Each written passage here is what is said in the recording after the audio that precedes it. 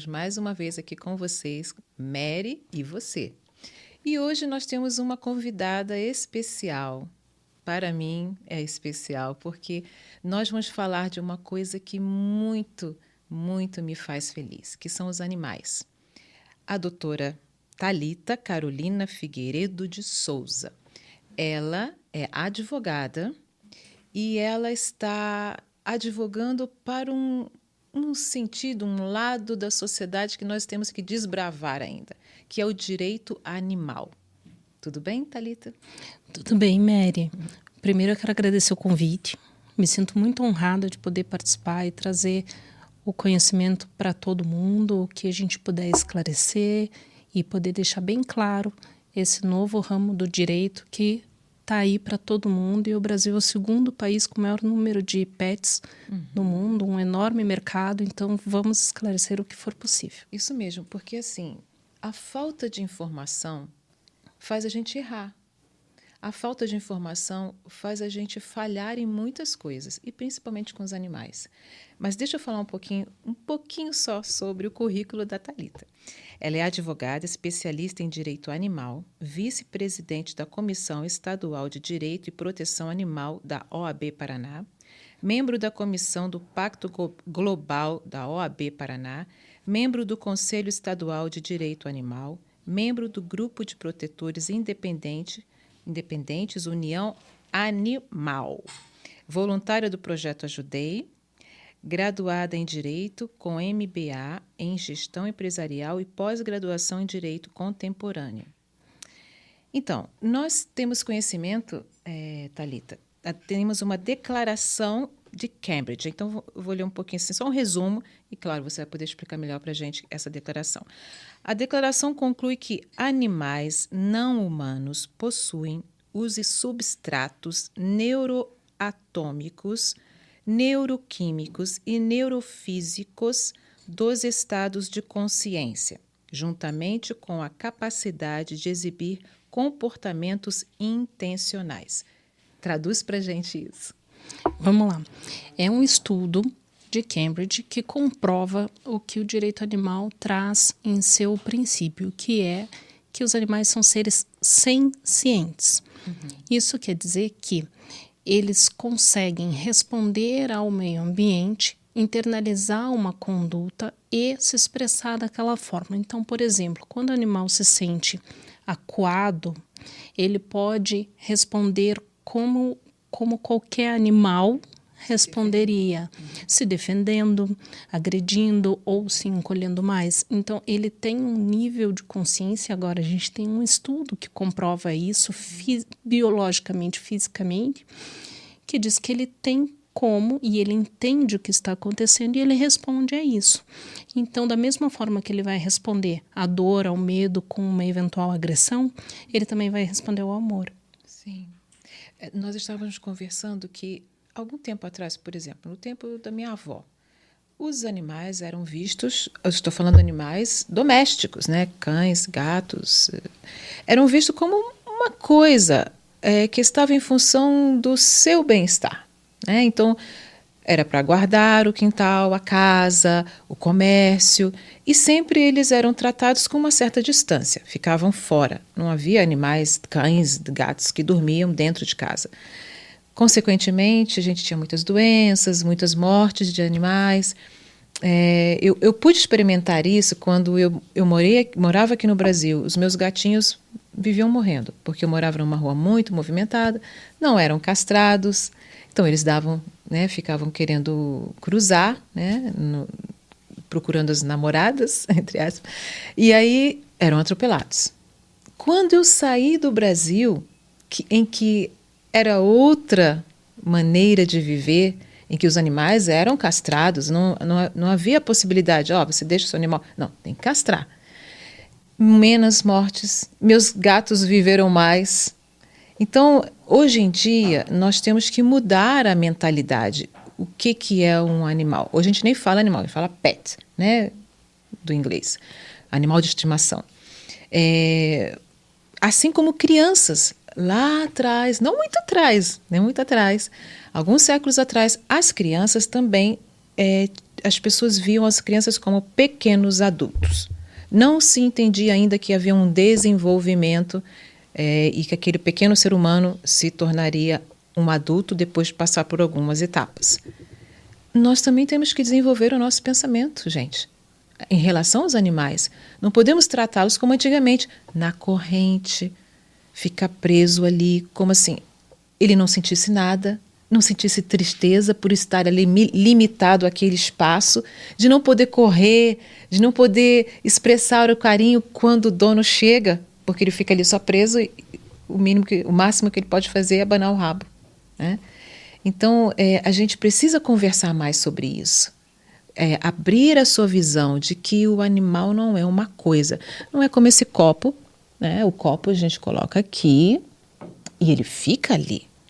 Então, limitando, ele é um ser, como a doutora explicou, ele corresponde a estímulos. E como que a gente pode, doutora Thalita, mudar isso? Como que a gente pode dar uns conselhos que passo a passo a pessoa possa entender melhor o seu próprio animal? A gente precisa plantar a sementinha. A primeira sementinha que a gente precisa plantar é da empatia. Se você entender que aquele animal, ele não é uma coisa, então ele não é um bicho de pelúcia, ele não é uma pedra, ele não é uma estátua que está no quintal ou dentro de casa, ele não é um status, ele é um ser vivo, com sentimentos e que vai responder a você. Ele vai te dar, você está dando amor, ele vai te dar amor. Se você propiciar uma situação de maus tratos, ele não vai ser feliz, ele não vai ter o bem-estar garantido. Então, isso começa de pessoa para pessoa, é uma sementinha. E como a gente vivenciou, né, essa situação de década de 90, Curitiba começando a reciclagem de lixo, a família Folha. Então, foi toda uma questão cultural, foi a questão da divulgação. Foi semeado. Foi semeado, foi uma sementinha que foi colocada ali de que a reciclagem é bom para o planeta. Da mesma forma, a gente coloca a sementinha de que tratar bem um animal é tratar bem outro ser vivo. É a empatia por outra vida, é a consideração por outra vida, por outro ser que sente da mesma forma que você, só que ele tem as suas limitações para entender como nós, seres humanos, entendemos, seres humanos adultos. Sim. Né? Então, a gente tem que começar tratando essa geração, né? Tanto a geração de idosos quanto a de adultos, quanto a dos jovens. Né? As crianças, a gente percebe que hoje elas têm uma influência muito grande na geração de adultos. Então, tocar uma geração das crianças, conseguir alcançar essa geração de crianças é muito importante. Porque elas têm, é o que eu sempre digo, né? Pai e mãe senta no carro, criança está atrás, você colocou o cinto de segurança na cadeirinha. Aí a criança fala: papai e mamãe, vocês não vão colocar o cinto? Então você vê que as crianças são outra geração, é outra criação, mas ali é a sementinha que a gente vai conseguir germinar de forma mais fácil e ter maiores resultados. Sim, e essa questão que você deu o exemplo da reciclagem, já é uma coisa que a gente vive naturalmente, a gente já se separa, porque já foi passado esse passo a passo lá, a sementinha já cresceu, né? Já está dando fruto, e a questão do respeito e a dignidade dos animais, nós cremos que nós também chegaremos, mas veja a consequência, nós podemos ver a consequência na nossa sociedade dessa falta de respeito aos animais com o número exorbitante de abandono, de violência contra os animais. E como advogado, eu creio que a senhora saiba disso, que se um ser humano tem a capacidade de agredir um animal, ele também tem essa capacidade de agredir um ser humano. Sim. Uma criança, um idoso. Sim. A nossa lei de maus tratos, que tem o crime de maus tratos configurado, ela é de 1998. Então a gente já está trazendo aí um bom tempo de lei. A Declaração Internacional de Direitos dos Animais, ela é de 78. Então nós temos 78 uma declaração internacional dizendo que os animais têm direitos básicos, mas já são direitos. Em 1988, nós temos a Constituição, que traz que a responsabilidade pelo meio ambiente é de todos, tanto do Estado quanto da sociedade. E, em 98, nós temos a Lei de Crimes Ambientais. E no artigo 32 a gente tem o crime de maus tratos. Mas daí a gente precisou trabalhar tudo isso culturalmente e veio o caso Sansão. Sim. E com o caso Sansão, teve a alteração da lei, Da pena, né? da lei do artigo 32 da Lei de Crimes Ambientais, alterou a pena, mas somente para cães e gatos, né? Então ficou limitado a 2 animais, 2 espécies. 2 espécies. Nós só temos esse aumento de pena para as 2 espécies, que é cão e gato. E os cavalos sofrem tanto. Cavalos, Jumentos. que a gente tem uma campanha bem importante, que tem mais força do Distrito Federal para cima, porque eles vivenciam isso com mais clareza, que é contra o abate dos jumentos. Isso é muito importante, ter um abaixo-assinado para que isso acabe, né? Porque estão dizimando e vão acabar com os nossos jumentos. Temos também a questão dos animais silvestres, que esses sofrem, afinal de contas, entre os 3 mercados negros, né, que são ilegais no mundo, os 3 mais lucrativos é armas, drogas e animais silvestres, o tráfico de animais silvestres. Cada 10, um sobrevive, um chega ao seu destino.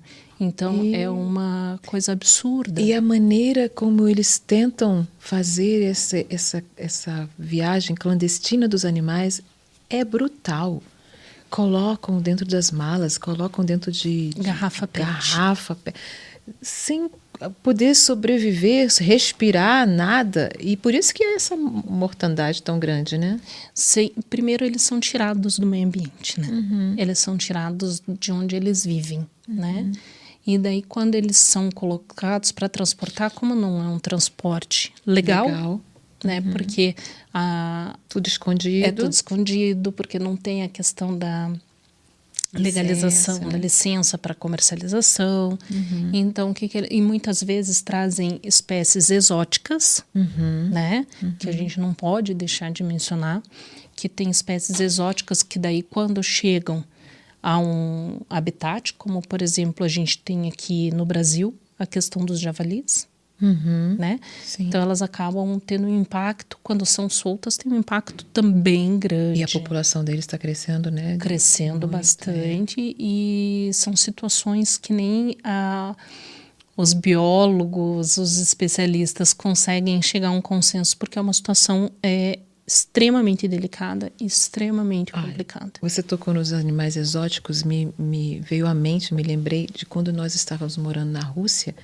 E nós fomos, assim, numa loja de animais, né, comprar, acho, alguma coisa para os nossos, assim, e quando a gente viu num aquário, numa vitrine, um sapo cururu enorme. Na Rússia? Na Rússia, para vender. $500 naquela época, lá atrás. E meu marido falou assim, meu Deus, eu vou falar para minha mãe, aqui estão vendendo sapo cururu. Sim, de onde saiu? Porque lá não tem sapo cururu. Não. Levaram lá para a Rússia. Sim. Então, levam muitas nossas serpentes, né, as cobras e muitas coisas desse tipo. E, infelizmente, essa falta de respeito é grande. Por exemplo, as leis para defender os animais são lentas para serem aprovadas. Esse aumento, como essa lei de sanção, eu estava lá quando houve essa tramitação e quando foi aprovada, e toda a festa que a gente fez, mas uma coisa é ser aprovada e uma coisa é estar sendo realmente aplicada, efetivada, né? Porque daí a gente tem um outro ponto, né? Que é a questão de precisamos defender o meio ambiente. E quais são as ferramentas que a gente tem? As ferramentas básicas que a gente tem é a cultura da população, né, para respeito ao meio ambiente e defesa, né? Então, nesse ponto, só quero abrir um parênteses para dizer que o que a população precisa entender é que a responsabilidade pelo meio ambiente também é dela. Sim. Então, quando tem um animal em situação de rua, a gente não pode simplesmente virar e falar assim, a responsabilidade é do Estado exclusivamente, ou da prefeitura que venha buscar, ou é de protetor, ou é de uma OSC, né, uma organização da sociedade civil, que antigamente se chamava ONG, né? Então, não é exclusivamente desses órgãos, é de todos, né? Então, se você puder, faça um lar temporário. Se você puder, adote, né? Mas voltando, então temos a sociedade, a cultura da sociedade, né? A própria sociedade como um todo agindo, mas também o aparelhamento do Estado. Então, o que a gente não pode ter é a Polícia Civil trabalhando com quadros diminutos de colaboradores, de servidores, né? Para poder dar conta de tantas coisas, tantas demandas. Então, se nós pensarmos em delegacias de polícia civil do meio ambiente, elas têm que atender desde uma notícia de um derrubamento de uma árvore até uma violência que tenha contra um animal. Né? O leque é grande, a cidade é grande, pouco efetivo. Exato, nós temos processos, previsões legislativas municipais referente a essa infração administrativa a nível municipal que também tem a sua competência, mas é pelo processo criminal que existe a efetivação de uma prisão, de uma condenação, quando isso vai parar no judiciário, tudo isso. E uma situação muito importante que você mencionou, que é a questão de que quando a gente coloca essa sementinha da proteção do meio ambiente, também precisamos considerar realmente a questão do escalonamento da violência.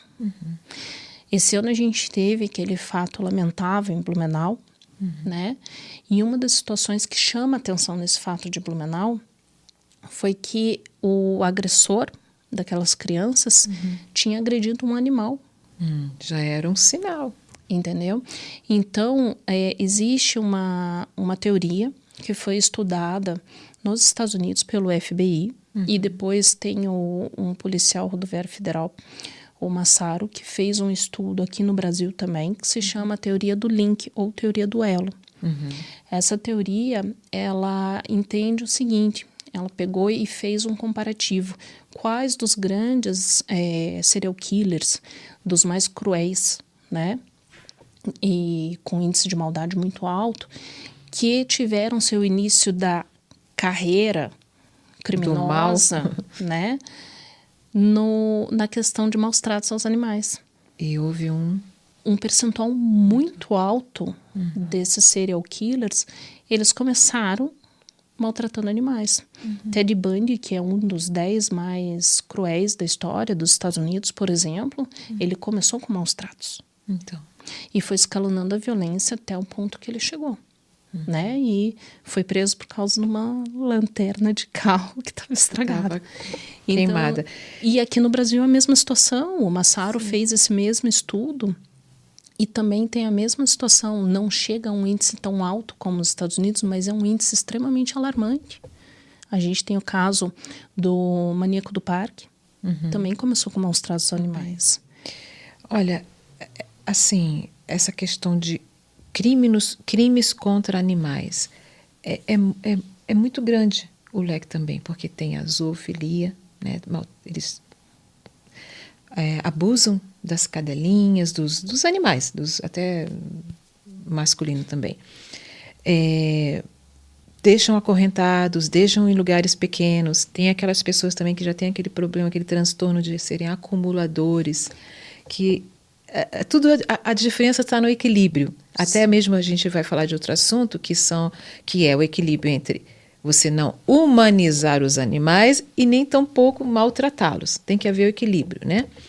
E aí os maus tratos, eles vão desde deixar de propiciar um atendimento veterinário, né?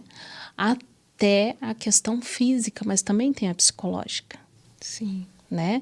Então, assim, é um ambiente, e por isso também a nossa lei traz conceitos tão amplos para poder trabalhar todas as condutas humanas. Isso. Veja que os animais realmente são especiais. Existem todas essas características. Até a lei reza, cobre todos esses lados. Então, não é só uma coisinha que você coloca uma corrente, põe água e ração. Ou às vezes nem ração, coloca resto de comida. Não é isso. É muito além. E a gente estava falando sobre humanização, porque tem pessoas que elas amam até demais. Assim, se a gente pode falar isso, né? Há um desequilíbrio. Porque às vezes não tem filhos humanos e aí remetem aquele animalzinho como se fosse um filhinho. Aí veste, põe sapatinho, tem bolsinha, tem lacinho, tem coisas que às vezes incomodam a natureza, né? Não respeita a natureza do animal. E a gente teve agora há pouco um caso que aconteceu em São Paulo, em uma creche, que até isso agora a gente também tem, né? Creches para deixar os seus animaizinhos enquanto a pessoa trabalha. Eu acho isso muito bom, porque muitos animais ficam presos em apartamentos sozinhos, sem nenhuma atividade, e isso é legal. Mas aí fizeram festa de aniversário. Vamos fazer festa de aniversário como se fosse uma festa de uma criança. E aí os cãezinhos estavam sendo colocados um ao lado do outro, e um não quis ficar, ou talvez não quis ficar naquela posição, e a pessoa da creche foi lá e deu um cascudinho lá, fez alguma coisa, e estava sendo filmado. E aí a gente fica pensando, poxa, para quê? Aí a doutora estava contando para mim, antes da gente começar, né, o nosso podcast, a experiência que vocês fizeram. Vamos falar sobre isso. Então, eu fiz uma festa de aniversário de 1 ano, quando eu recolhi uma ninhada. Então, eles tinham 18 dias e perderam a mãe. Então, eu falo que eu fui a mãe de leite, Sim. né? Porque não saiu de mim, mas veio para mim. Sim, todo aquele sacrifício de amamentar. Direitinho. Sim, de hora em hora. Isso. Né? E eram 8. Então, eu falo que foi um treinamento para você se tornar, né, mãe, né, tanto de canino quanto de humano, porque você tem uma dedicação imensa. É um né? sacrifício. Sim, né? então você deixei deixa de fazer algo para você deixa de ir para algum lugar, Sim. porque você tem que cuidar deles. É mãe. Exato. E daí, quando eles fizeram 1 ano, para mim, assim, foi uma emoção muito grande, porque daí eu doei, né, metade da ninhada. Foram doados já vacinados, os adotantes foram castrar na clínica indicada, no dia indicado, né? Foram responsáveis. Foram, porque foi tudo com termo também. Inclusive, doei para minha sogra um dos cães.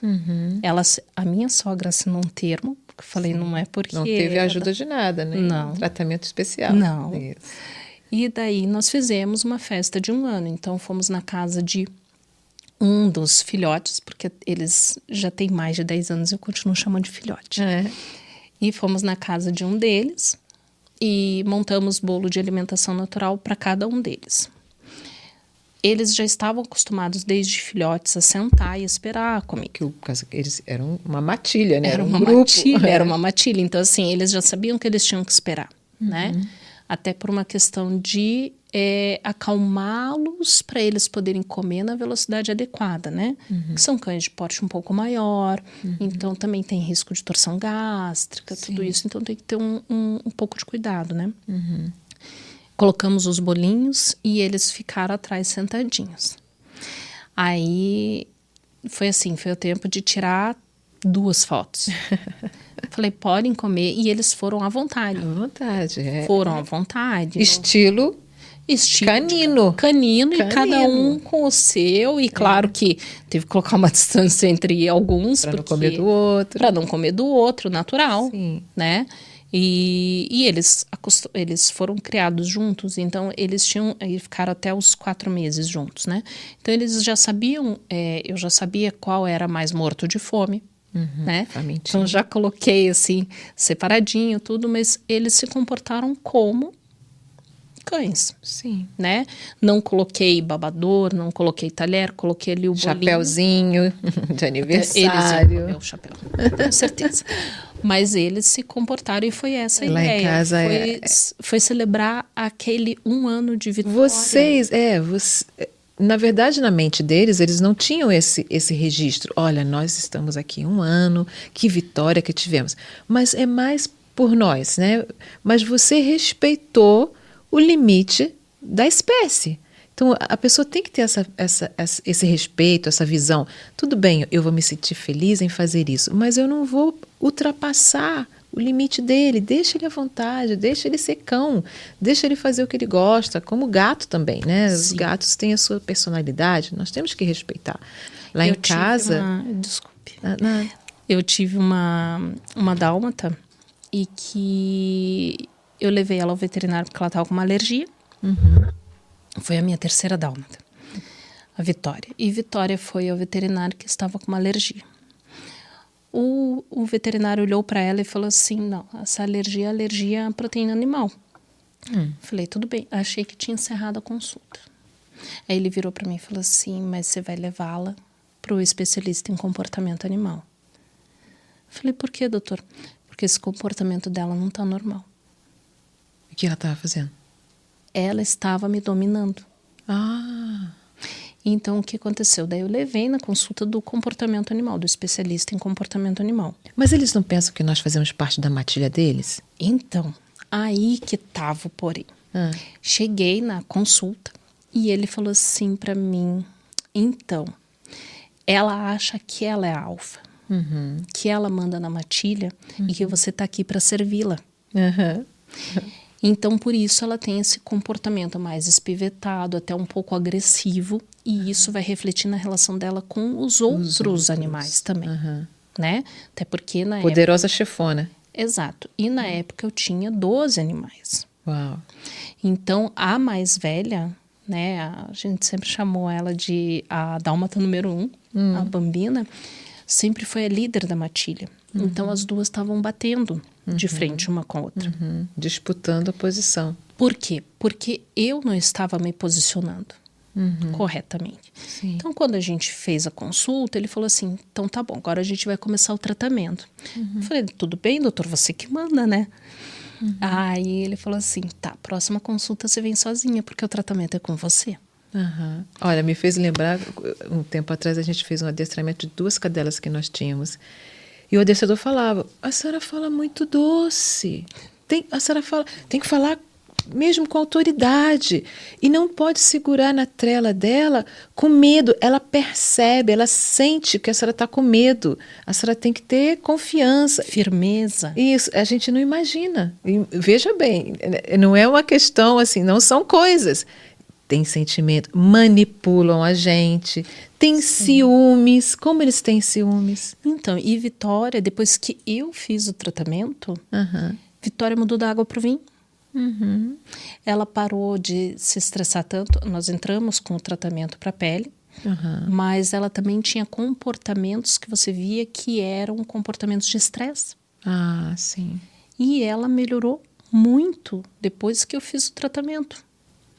Isso é um ponto muito bom da gente falar, doutora, porque assim, às vezes as pessoas só veem o efeito, né? O que aconteceu. Por que o cachorro está fazendo isso? Você tem que buscar a causa. Por que ele está roendo? Por que ele está destruindo? Por que ele está chorando, latindo? Por que ele faz isso todas as vezes para chamar atenção, sentindo falta, sentindo que você está dando mais atenção a outro. Existem muitas causas e às vezes as pessoas não têm essa visão. E por isso que eu fui atrás do especialista daí, porque eu não tinha percebido que o meu comportamento era errado. Então, um especialista pode auxiliar. Então, às vezes, o animal está se mutilando, né? Eu já tive outro animal que estava se mutilando de estresse. Eu simplesmente, a gente mudou ele de ambiente, acabou.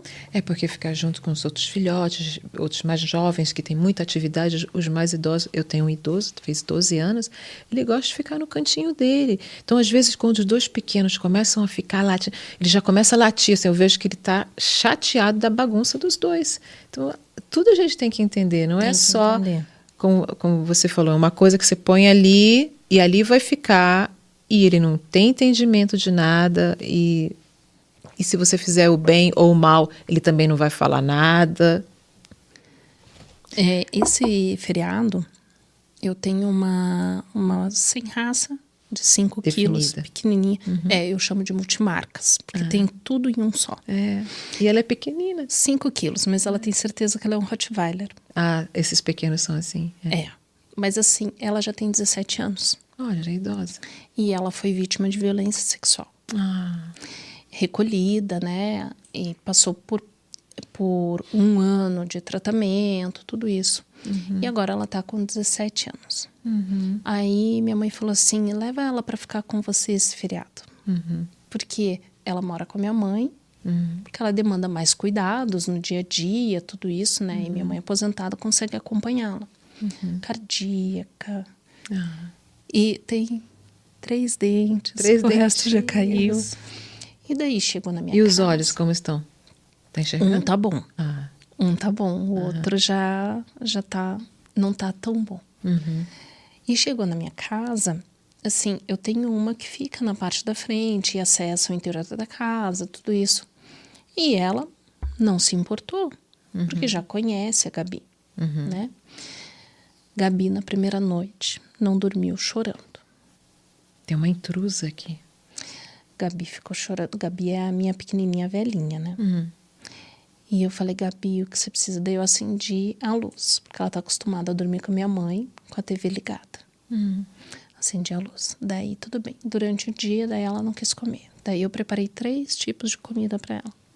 Tá sentindo falta da sua mãe, não? Sentindo falta dos gatos. Porque ela convive com os gatos. E os gatos aquecem a ela. Sim. É que gato gosta de ficar deitado juntinho. Então, assim, eu tive que... Eu sinto falta dela. Eu sei que ela, em algum momento, ela gosta de mim. Ela demonstra isso, né? Em algum momento ela sente falta de mim. Mas ela está num habitat, né? Num meio ambiente, numa casa, que ela tem outra companhia. Então, eu preciso respeitar isso. Sim. Né? Então, eu falei assim, olha, seria egoísmo meu deixar ela o fim de semana todo aqui. Então, eu levei ela de volta para minha mãe, a gente fez... Eu falei assim, eu não posso, né? Porque eu tenho que respeitar. Então, essa questão da gente respeitar o animal como animal é essencial, né? E divulgar para as crianças conseguirem, né? Próxima geração trazer isso de uma forma já internalizada. Doutora Thalita, nós agora ficamos sabendo de uma novidade, que a gente pode fazer uma certidão, né, registrar em cartório do nosso pet. E fala um pouquinho para a gente sobre isso. Pode. Então, o que hoje é lei que pode ser feito? Os cartórios de registro podem registrar animais. Não são todos que já fazem esse serviço, mas alguns fazem. Em Curitiba, por exemplo, temos alguns cartórios que fazem. Então, ele vai sair com uma identidade, como se fosse uma identidade de um documento, como se fosse equivalente a uma identidade de um ser humano. Tá? Tem custo no cartório. Né? Poderia ser assim, tipo um CPF, né? Nós deveríamos fazer isso, um cadastro geral dos animais. Até eu li que parece que tem um projeto de lei que está querendo tramitar para que haja isso e seja nacional, porque em alguns estados já existe. Porque, na verdade, esse registro em cartório seria para isso, para ter a noção... Esse registro em cartório teria muitas funcionalidades. Mas acho que uma das principais seria a questão de trabalhar como um censo. Para a gente ter noção, para a gente, quando eu digo gente, é o Estado, a comunidade ter noção do tamanho da sua população animal. Então, a última pesquisa que a gente tem do IBGE diz um montante de animais em situação de rua, mas é um número que a gente sabe que deve estar a menor. Porque é muito difícil você contabilizar isso. A gente não tem nem quantos tem lar, quiçá quantos não tem. Então, a questão do registro dos animais é muito importante também para políticas públicas. E extremamente importante no que a gente vê todos os dias, que é a questão de animais perdidos. animais roubados, sequestrados, como aconteceu, né? Como já aconteceu. Então, é esse tipo de situação, ou o perdido que alguém encontra na rua, né? Então, como que hoje é feita a identificação? Se você encontra um animal na rua e acha alguém que fala, eu sou o tutor, porque daí a gente tem que fazer mais um parênteses aqui. Se a gente considera o animal como um ser senciente, nós não dizemos dono, nós falamos tutor. Porque a gente considera ele um animal senciente, um ser vivo capaz de sentir. Ele não é uma coisa. Só é dono de coisa, né? De coisa. Então o tutor aparece de um animal que foi resgatado porque estava no meio da rua ou porque eventualmente sofreu um acidente. Aparece o tutor. Como que você identifica? Hoje se realmente é ele, né? Exato. Hoje a gente identifica como? Com carteirinha de vacinação e com registros em redes sociais, no próprio celular. O microchip, ele é muito local por enquanto, né? E existe todo um trabalho para que isso não seja tão localizado em cada uma das cidades, né? O microchip é o mais preciso. Eu ouvi uma reportagem na rádio outro dia falando que deveria se haver mais uma popularização do leitor. Toda clínica, toda pet shop deveria ter, porque no caso, para certificar de que aquele animal é daquela pessoa. E no caso de desapareceu, encontrou, vai ali, já pode direcionar, né, para a pessoa que perdeu o cãozinho ou o gatinho. Assim, então, nós estamos aumentando de uma certa forma as políticas públicas em relação aos animais, mas temos muito o que avançar. Eu seria a favor desse registro geral, para a gente ter uma noção realmente da população. Eu confesso que quando cheguei em Curitiba, eu fiquei assim, ai, que legal, aqui a gente não vê tanto, assim, a gente não vê cães de rua, porque onde eu estava andando a gente não via. Mas se a gente vai mais para outros bairros, e agora mesmo no centro, a população cresceu demais. Então, nós temos que avançar no direito animal, respeitando a eles, não transgredindo, né, os limites deles e defendendo-os. Nós temos que fazer, porque os animais, eles fazem parte da nossa vida, fazem parte da nossa família, da nossa casa, da nossa cidade, do nosso estado, do nosso país. Então, merece respeito, direitos, temos que guardá-los. É maravilhoso quando a gente tem um idoso. Ele venceu. O meu cão tem 12 anos e eu olho assim, puxa, graças a Deus, ele já passou por tanta coisa, ele já viajou com a gente, está aqui, está conseguindo prosseguir. Porque ele tem uma qualidade de vida. Mas os cães e gatos de rua, eles morrem cedo. Lá em Israel, é normal, nós temos uma população felina, em que as prefeituras castram e a população em geral alimenta. Mas eles morrem no máximo, eles vivem no máximo 3 anos. Porque não há água suficiente, o clima é desértico. Então sofrem. Eu trouxe uma gatinha de lá, ela de rua, e a gente ia se mudar, e eu falei assim, não vou deixar ela para trás. Então, foi difícil pegá-la, porque eles são meio selvagens, não são domesticados. Consegui, e até hoje ela é a mais arisca, mas vem só para mim. Pede carinho, fica comigo, mas as outras pessoas não podem tocá-la. Então, doutora, o que a senhora tem a dizer, para a gente encerrar a nossa conversa, sobre esse respeito, esse direito que a senhora defende dos animais para a nossa população em geral? Se puder resumir em uma palavra, empatia. Empatia por outro ser vivo. Empatia por um ser senciente. Entenda que os animais sentem como você. Eles sentem e vão reagir, né, tanto propiciando amor, como mostrando a face do medo. Então, empatia. Eu quero agradecer imensamente, doutora Thalita. Eu que agradeço. Prontamente você aceitou, e a gente quer passar essa mensagem para todos, todas as pessoas. Eu agradeço você que esteve com a gente, e lembre-se, o animal não é uma coisa, ele sente, ele tem dignidade, você tem que respeitá-lo cuidar. Como a doutora falou, se coloque no lugar dele. Quando você olha para os olhinhos do animal, o que você vê? Veja, preste atenção. Quando a gente olha para os olhinhos de um animal, a gente vê ali o medo, a alegria, a tristeza, o sofrimento, o desprezo de muitos. Muitas pessoas nem veem, eles passam, nem olham.